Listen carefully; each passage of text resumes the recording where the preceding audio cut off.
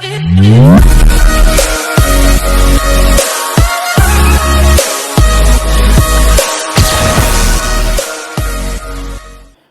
मित्रों, मैं अनुज अपने जारी एपिसोड के 10वें भाग में आप सभी के सामने उपस्थित हूं। भाग 8 और 9 में मैंने बिहार में प्रमुख प्रांतीय दल के मुखिया श्री लालू प्रसाद यादव जी और उनके द्वारा स्थापित पूर्व का जनता दल और वर्तमान का राष्ट्रीय जनता दल के बारे में मैं कुछ बातें रख रहा हूं और शायद आप सभी को ये जो मेरी बताने की कोशिश है कि प्रांतीय दलों में निजी स्वार्थ, परिवारवाद कुछ को जरूर मदद कर सकता है, लेकिन पूरा देश उससे प्रभावित होता है और पूरे देश में अस्थिरता जन्म लेती है और यही अस्थिरता हम सबके घर में गरीबी, बेरोजगारी, महंगाई, भ्रष्टाचार के रूप में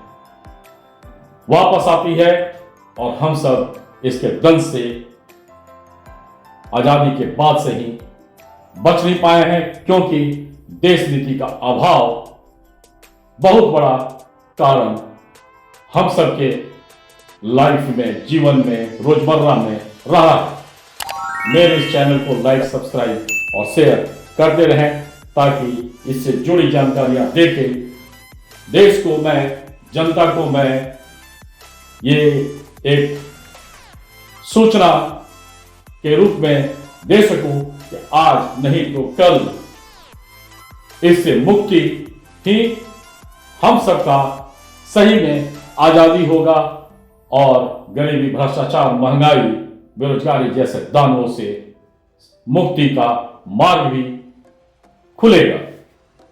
मैं जल्दी से अपने 10वें भाग के मुख्य बिंदुओं पर आ जाता हूं।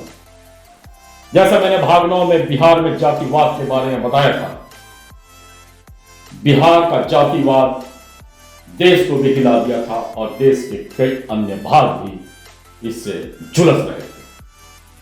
देश को फायदा कम हुआ और इसका फायदा यह हुआ कि बिहार में लालू जी का राज स्थापित हो गया।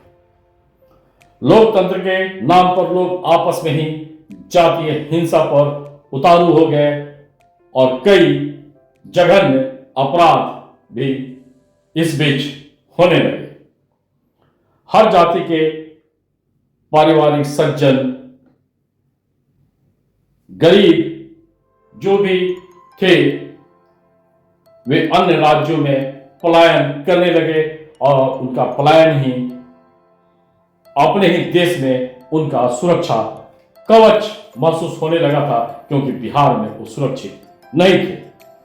जातीय विध्वंस के बाद लालू जी ने दूसरा चाल चला और वो चाल था मुस्लिम समुदाय का इस्तेमाल। कांग्रेस नीति से भी 2 कदम आगे का सोच। हिंदू जब जातिवाद में उलझ गया तो उन्होंने एम-वाई समीकरण को बिहार में लाया, यानी मुस्लिम और यादव समीकरण। और इसका फायदा किसको मिला, ये उस दौर में की जनता जानती है। और बिहार में एक जंगल राज का स्थापना हुआ, जिसका वर्णन लगातार आज भी होता है। हां, दूसरी तरफ यह भी हुआ, इससे जनता दल में नाराजगी हुई और कई लोग धीरे धीरे लालू यादव जी से दूर होने लगे और जनता दल धीरे धीरे टूटने लगा। पर लालू यादव जी के राजनीतिक सेहत पर कोई असर नहीं पड़ा।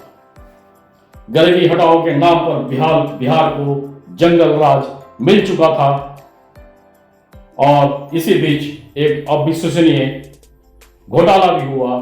जानवर तक इस सोच का शिकार बन गए।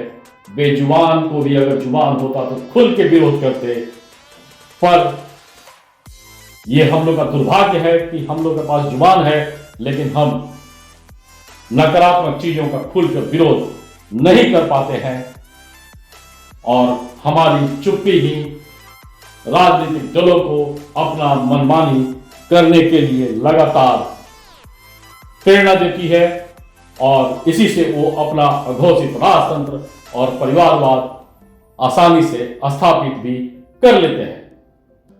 भाग 10 में इतना ही।